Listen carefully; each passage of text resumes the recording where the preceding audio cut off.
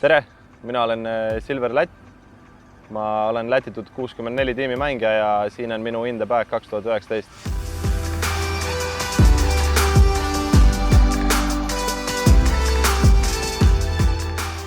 Alustan tutvustamist siis kõigepealt oma kotist, mida ma kasutan. Alates eelmise aasta maailmameistrivõistlustest kasutan ma Lätitud 64 korekotti. Mis mulle selle koti juures väga meeldib on, et see kott on väga kerge, ta mahutab piisavalt palju. Ainuke võib-olla miinus on siis kuskil keerulisematel radadel, kus on vaja rohkem varukettaid ja on vihmane ilm, siis võib-olla jääb küljesahtlitest natuke puudu, et panna sinna jope ja varurätikut. Kettad siis, mida ma viskan. Mängin ainult Trilogi ketastega, ehk siis sinna alla kuuluvad Lätitud 64, Dynamic Discs ja Westside Discs. Ja ma alustan siis oma putteritest.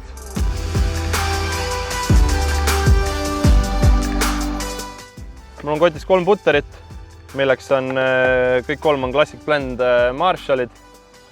See sinine on mul kasutuses natuke pikemat aega, ta on sisse mängitud ja hoiab väga sirget joont. Sellega ma viskan ainult jump putte lähenemiseks ja selliseid pikemaid Anheuser putte. Ja siis mul on kotis 2 valget põhiputterit. Neil mingit erinevust ei ole, võtan kotist selle, kumb kätte juhtub ja mulle meeldib nende lennujoone juures see, et nad on väga sirge lennuga, nende hõlvus on piisavalt hea, et ma saan nendega ka pikemaid putte rannida. Järgmiseks putterite keskmaade klassi kuuluvad siis harbid, 2 medium harpi on mul kotis.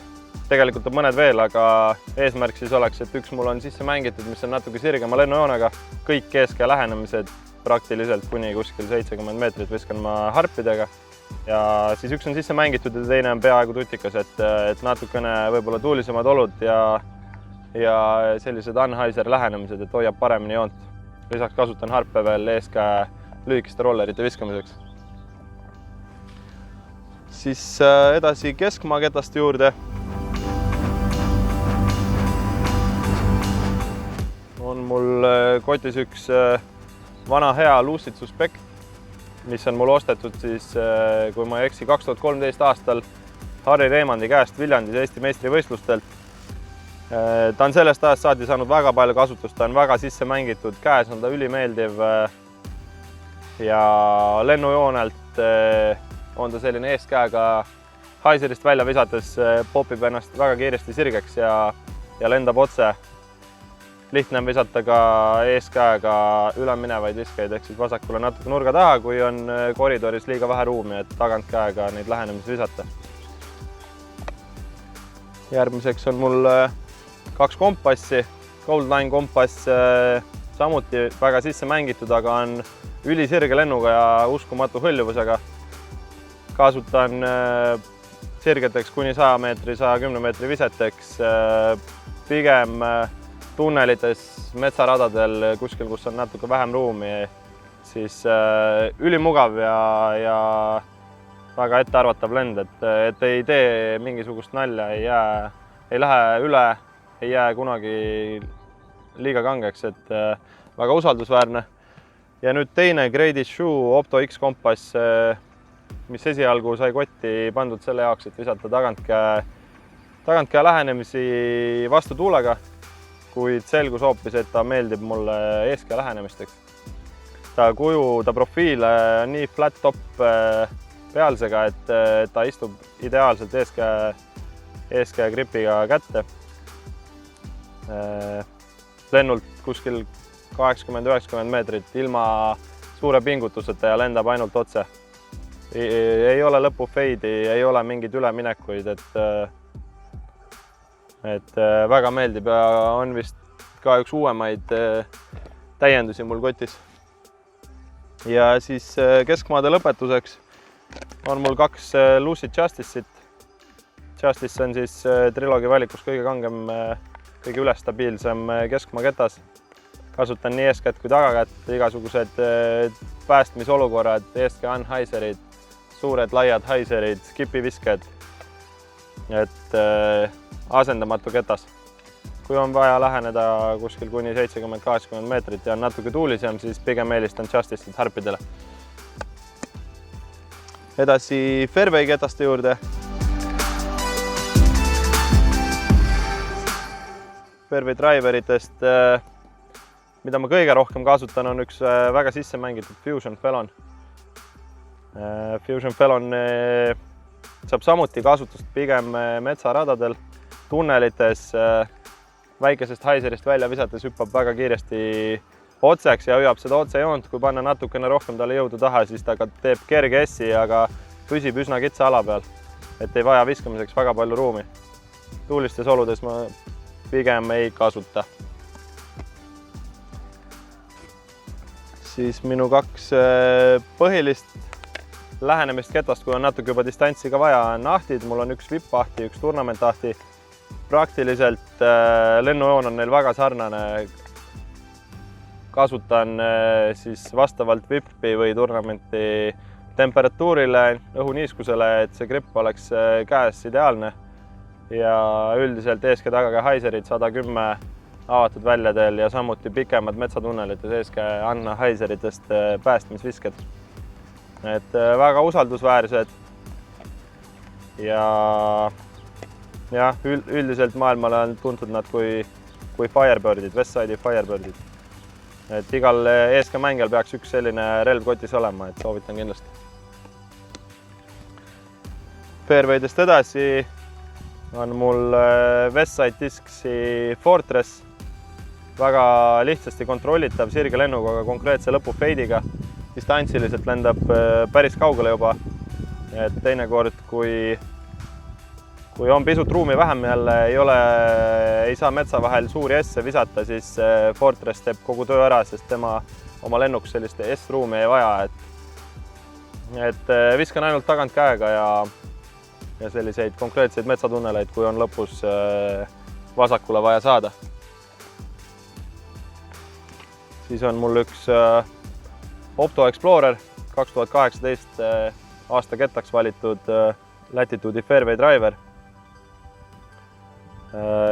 Minu konkreetne kotis olev ketas on 169 grammi ja ta on uskumatult sirge lennuga. Jälle lagedatel avatud radadel praktiliselt ringi jooksul kotist seda välja ei võta, aga metsa vahel tunnelid ainult tagakätt visates, siis saab täpselt sama distantsi kätte, mis driveritega. Et uskumatu hõljuvusega, uskumatult sirge lennuga, see peaks olema nüüd täpselt see ketas, mida kõik poodi minnes küsivad, mis algusest lõpuni lendab ainult otse. Ja järgmiseks on mul üks Saint Pro, Opto Saint Pro, üsna sisse mängitud. Kasutan ainult üleminevateks viseteks nii tagantkäega kui eeskäega ja samuti ka eeskäe rolleriteks. Mulle meeldib seda ketast visata kohtades, kus on vaja hilist üleminekut, ehk siis üsna suurest haiserist välja visates hakkab ta üle minema umbes 90 ja 100 meetri vahepeal ja hoiab siis lõpuni ennast tagantkäega visates paremale, eeskäega visates siis vasakule. Tihti jälle metsa vahel viskan eeskäega kitsastes koridorides, kus on vaja vasakule saada. Ei usalda tagakätt nii hästi, mängin eestkäega Saint Proga. Ja viimane täiendus veel Fairwayde näol on nüüd spetsiaalselt selleks nädalavahetuseks Sula Openiks kotti pandud Lucid Witness. Sellega on väga lihtne visata tagantkäe rollereid ja üsna kergesti saab väga pika distantsi kätte. Suure tõenäosusega peale nädalavahetust ta tuleb mul jälle kotist välja, aga olles siin varem käinud, ma tean, et siin üks rada on, kus on vaja tagantkäe rollerit mängida ja selle jaoks ta sai kotti pandud. No nii, ja läheme edasi distantsi driverite juurde.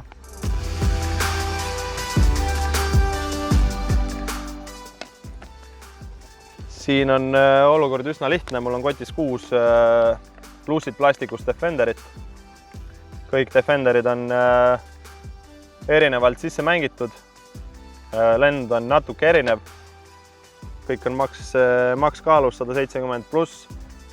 Ja valin siis vastavalt olukorrale tuulisemates tingimustes, viskan üle stabiilsemaid neid mündikaid ja enda Signature Defenderit ja distantsi, kui on vaja või tagant tuulega, siis mängin natuke rohkem sisse mängitud plussid Defenderitega.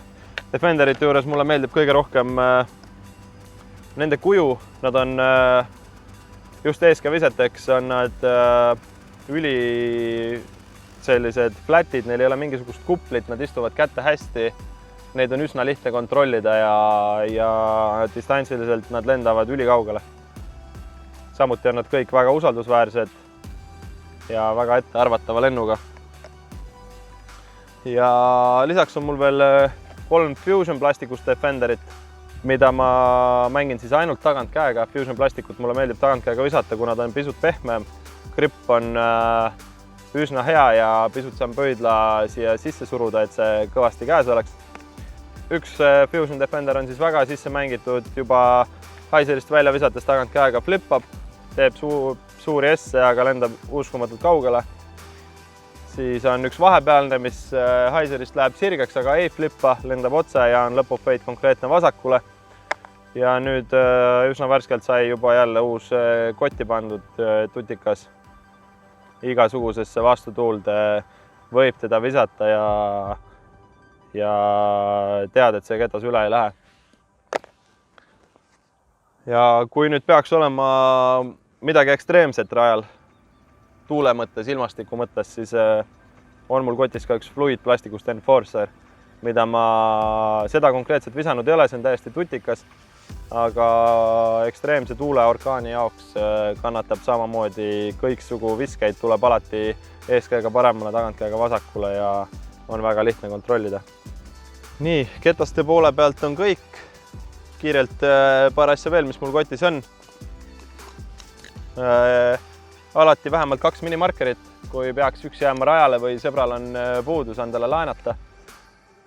Ise kasutan uues TGC stambiga minimarkerit, meeldib ja hea on selle tagant puttima minna. Kotis on alati kile sees mõned varurätikud viimasemateks ringideks. Üldiselt 2-3 tükki neid varuks võiks olla, kui peaks ilm täiesti käest ära minema. Siis üks asi, mida ma veel hästi palju kasutan, on Compress Spordi sleeve, varrukas.